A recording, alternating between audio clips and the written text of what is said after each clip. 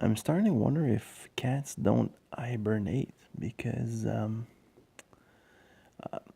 I feed stray cats, okay, and I've been noticing that over the last many years that in the worst part of the winter, like in January, when we got minus 20 Celsius for a good stretch, or in Fahrenheit, about minus 5 Fahrenheit, like really cold, like stupid cold.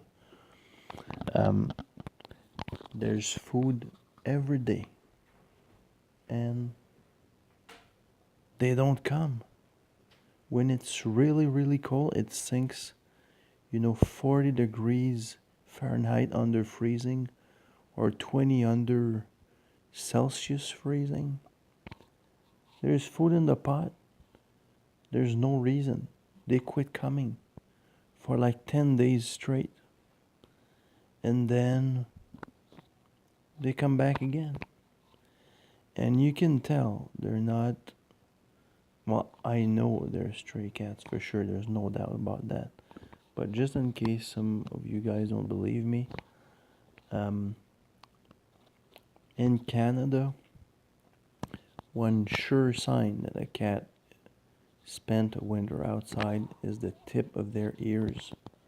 The tip of their ears has a few lines like this. That's because the tip of their ears froze. And anyway, and cats don't have hair like seal, like a really high hair density and microscopic duvet or anything. They have finer hair than human and stuff, and it's quite dense, but it's anyway. Um, I don't know how they do it, but their cats are incredibly endurant to cold.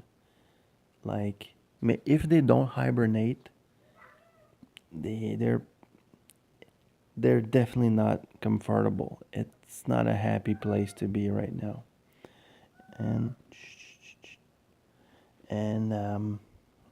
that's not a stray cat right there. Big rat. Poulet, eat. And it's not really surprising that felines survived the ice age.